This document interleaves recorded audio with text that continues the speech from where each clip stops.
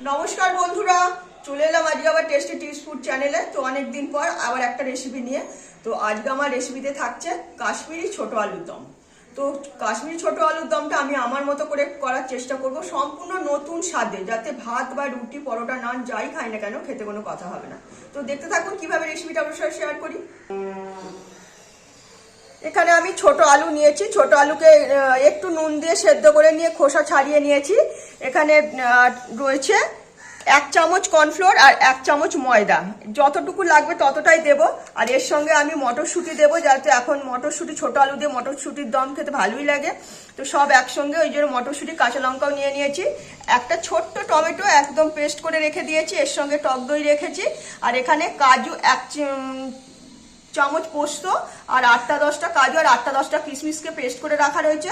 এখানে কাঁচা লঙ্কা দিয়ে একটা ছোট মাঝারি সাইজের পেঁয়াজকে পেস্ট করে রেখে দিয়েছি। আর এখানে রসুনের সঙ্গেও শুকনো লঙ্কা আর কাঁচা লঙ্কা পেস্ট করে রেখেছি, সঙ্গে আদা বাটা রয়েছে। তারপরে যা দেবো তো দেখাতেই থাকবো, তো দেখতে থাকুন। তো সেদ্ধ করা ছোট আলুগুলোকে আমি একটা বড় বাটির মধ্যে নিয়ে নিয়েছি। তো এর মধ্যে এবার আমি সব রকম একটু করে মশলা দিয়ে দেবো। মানে অল্প একটু সামান্য ধনে পাতাও দিচ্ছি, আর দেব অল্প করে একটু কস্তুরি মেথি দিয়ে দিচ্ছি। সঙ্গে দেব একটু ভাজা মশলা। ভাজা মশলার মধ্যে আছে জিরে, ধনে, শুকনো লঙ্কা আর একটু হচ্ছে কিনা যে গোলমরিচ, এই দিয়ে ভেজে রেখেছি, এই দিয়ে দিয়েছি। সঙ্গে একটু কাশ্মীরি লঙ্কা গুঁড়ো দিচ্ছি সামান্য, আর দেব অল্প করে হলুদ। অল্প করে হলুদ দেওয়া হয়ে গেছে। তো এর মধ্যে এবার আমি অল্প করে রসুন বাটা দেব, এই যে রসুনের যে পেস্ট করে রেখেছি সেইটা দিয়ে দিচ্ছি। আর দেব অল্প আদা বাটা।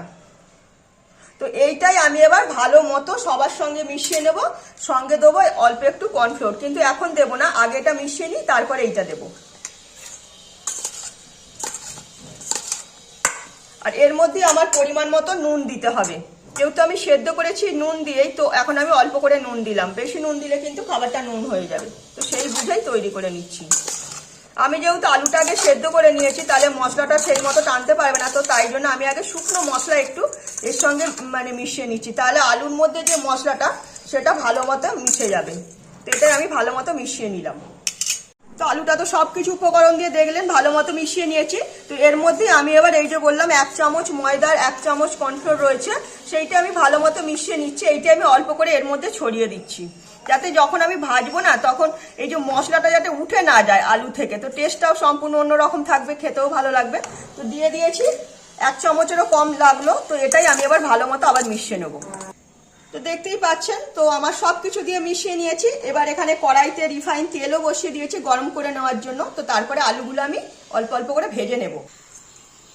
তো রিফাইন তেলটা আমার ভালো মতো গরম হয়ে গেছে। এই যে এবার আলুগুলো এক এক করে তেলের মধ্যে ছেড়ে দেবো, ছেড়ে দিয়ে ভালো মতো লাল করে ভেজে নেবো আলুগুলোকে, তাহলে খাবারের টেস্টটা খেতে বেশি ভালো লাগবে। তো অল্প অল্প করে ভাজবো, যাতে ঠিকঠাক ভাজা হয়। আগে ফার্স্ট হাফটাই ভেজে নেব, তারপরে আর বাদ বাকি যতটুকু আছে ততটুকু ভালো মতো ভেজে নেব। তো দেখতেই পাচ্ছেন আমার আলুগুলো ভালো মতো ভেজে নিয়েছি, পুরো একদম গায়ে একটা একটা গাটা একের গায়ে একে লেগে নেই, তো একটা একটা হয়ে রয়েছে। তো ভালো মতো ভাজা গেছে, এইটাই আমি এবার কড়াই থেকে তুলে নেব। এইভাবে মশলা মাখানো আলু ভাজাটা পুরো কড়াই থেকে তুলে রেখে দেব, যাতে মশলাটা গায়ে লেগে থাকে। খুব হালকা হাতে ভাজতে হবে, যাতে মশলাটা একটু উঠে না যায়, তবেই কিন্তু খাবারটা খেতে ভালো লাগবে। তো আরও যতটুকু আলু ছিল সেটাও আমি এই একই পদ্ধতিতেই ওইভাবেই ভেজে নিচ্ছি। তো দেখতেই পাচ্ছেন হাফ ভাজা হয়ে গেছে, পুরো মশলাটা একের গায়ে এক লেগেই রয়েছে, একটু উঠে যাচ্ছে না। তো একদম এইভাবেই লাল করে ভেজে তুলে নেব। তো কড়াইতে যা তেল আছে ওই তেলের মধ্যেই আমার খাবারটা তৈরি হয়ে যাবে। এর মধ্যে 2টো তেজপাতা আর হচ্ছে শুকনো লঙ্কা, দারচিনি, লবঙ্গ, এলাচ ফোড়ন দিয়ে দিলাম।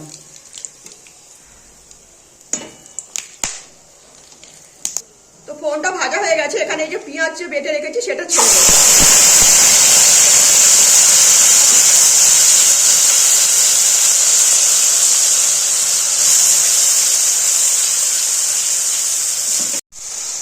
তো পেঁয়াজটা তো ছেড়েই দিয়েছিলাম, একটু হাফ ভাজা করে নিয়েছি। এবার এর মধ্যে এই যে রসুন কাঁচা লঙ্কা যে পেস্ট করে রেখেছি সেইটা দিয়ে দেবো।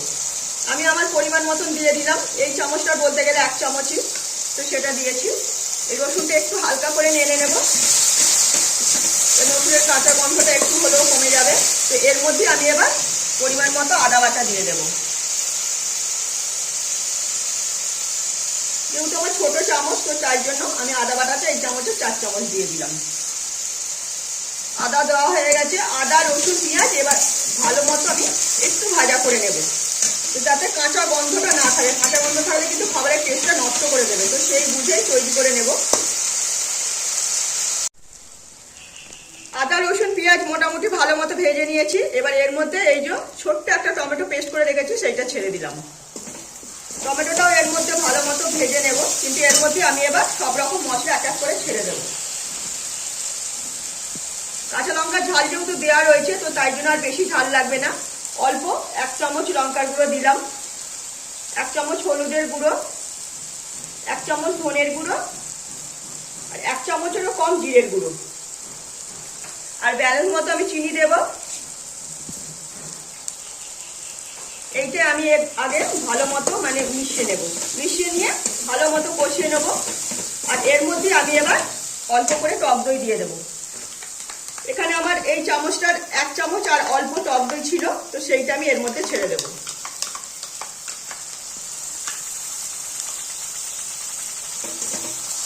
কালারটা একটু ঠিকঠাক আসার জন্য এর মধ্যে আমি কাশ্মীরি লঙ্কার গুঁড়ো দিয়ে দেবো।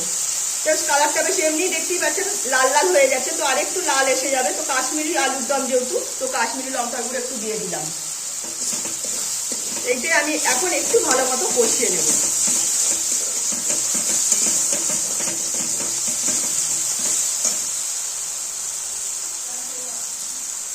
অল্প একটু জল দিয়ে দিলাম, তাহলে কষাতে সুবিধা হবে। তাড়াতাড়ি তেলটাও ছেড়ে দেবে, মশলাটাও ভালো মতন কষানো হয়ে যাবে। তো দেখতেই পাচ্ছেন কত সুন্দর কালার চলে আসছে আস্তে আস্তে। তো এইভাবে কিছুক্ষণ 5-7 মিনিট আগে একটু কষিয়ে নেব। তো দেখতেই পাচ্ছেন মশলাটা দিয়ে আমার তেল ছেড়ে আসছে। তো এর মধ্যে আমি অল্প করে কসুরি মেথি দিয়ে দিলাম। এখন দিলে পরে মশলার সঙ্গে টেস্টটা মিশে যাবে, তো খাবারটাও খেতে বেশি ভালো লাগবে। আর দেব অল্প করে এখন সামান্য একটু গরম মশলা দিচ্ছি, যাতে মশলার সঙ্গে গরম মশলাটা মিশতে পারে, তো সেই বুঝে এটাও দিয়ে দিলাম। আর সঙ্গে দেবো অল্প একটু ভাজা মশলা, একদম 1/2 চামচেরও কম একটু ভাজা মশলা দিয়ে দিয়েছি। আমার মশলাটা ভালো মতন কষানো হয়ে গেছে, পুরো শুকনো শুকনো হয়ে গেছে, তেলও ছেড়ে দিয়েছে। এর মধ্যে এই যে শুধু এমনি কাঁচা মটরশুঁটি আর এমনি কাঁচা লঙ্কা, তো সেইটা ছেড়ে দেবো। এইটা দিয়ে আমি এখন কিছুক্ষণ 2-3 মিনিট কষিয়ে নেবো, যাতে মটরশুঁটির কাঁচা গন্ধটা না থাকে। তো সেই বুঝে কিছুক্ষণ কষিয়ে নেব। তো এর মধ্যে আমি অল্প করে একটু জল দিচ্ছি, যাতে মটরশুঁটিটা মানে কড়ার মধ্যে লেগে না যায় মশলার সাথে।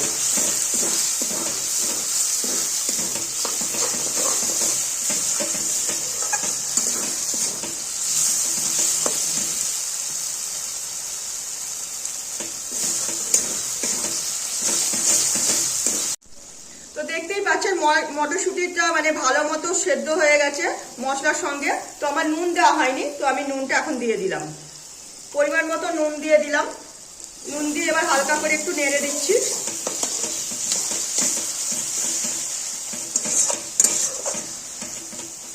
নেড়ে দিয়ে আমি এর মধ্যে এবার জল ঢেলে দেব।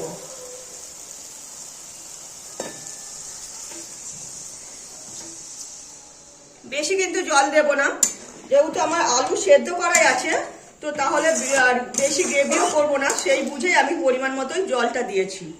তো এবার এর মধ্যে আমি এবার এই যে আলুগুলো যে মানে ভেজে রেখে দিয়েছি মশলা দিয়ে আলুটা, তো সেটাই আমি এই কড়াইয়ের মধ্যে ছেড়ে দেব। যেহেতু আমার আলুতে পুরো মশলা দেওয়াই আছে, তো তাই জন্য মানে আমি একটু শেষেই দিলাম। অল্প একটু ধনে পাতা এখন আমি দিয়ে দিলাম এর সঙ্গেই। এটাই আমি এবার ভালো মতো একদম ফুটতে দেবো। যা দেখতেই পাচ্ছেন একদম গাঢ় গাঢ় একটা খাবার, কত সুন্দর লাগছে, পুরো একদম তেল ভেসে এসেছে। তো এটাই আমি এবার কিছুক্ষণ ফুটতে দেবো, যাতে এই যে আলুর মধ্যে যতটুকু মানে মশলার স্বাদ টানতে পারে, তো ততটাই আমি একটু ফুটতে দেবো, যাতে আরেকটু মানে গাঢ় হয়ে যাবে, সেই বুঝেই তৈরি করে নেব।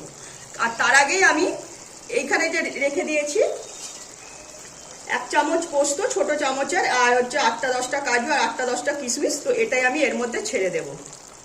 এইটা দিলে পরে এর টেস্ট পুরো সম্পূর্ণ বদল করে দেবে, খাবারের স্বাদটাই পুরো আলাদা হয়ে যাবে। তো সেইটা আমি দিয়ে দিলাম, আর খাবারটাও আরো গাঢ় হয়ে যাবে, খেতেও টেস্টটাই সম্পূর্ণ আলাদা হয়ে যাবে। তো দেখতেই পাচ্ছেন কত সুন্দর লাগছে, পুরো একটা তেল ভেসে আসছে আস্তে আস্তে। তো এইভাবেই আমি এবার কিছুক্ষণ ফুটতে দেবো। তো আমার খাবারটা পুরো রেডি হয়ে গেছে। আমি 5-7 মিনিট এইভাবেই ধিমি আঁচে রেখেছিলাম। তো দেখতেই পাচ্ছেন পুরো মানে খাবারটা ঠিকঠাক তৈরি হয়ে গেছে।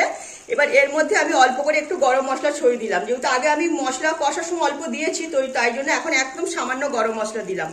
আর দেবো পরিমাণ মতো একটু ঘি।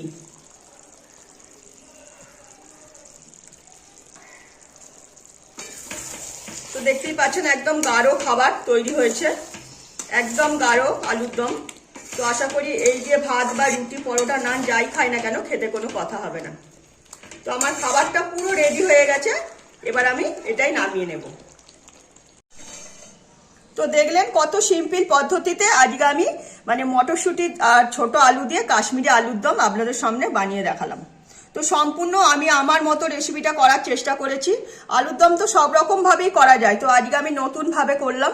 এটা অবশ্যই বাড়িতে একবার আপনারা ট্রাই করে দেখবেন, আশা করি খেতে ভালো লাগবে। তার সবার থেকে আলাদা, তাই কোনো অংশ কিন্তু কম যাবে না আমার কাশ্মীরি আলুর দমটা।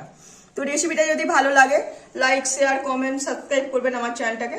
তো আজকের মতো আমার রেসিপি এখানেই শেষ করলাম। সবাই ভালো থাকবেন।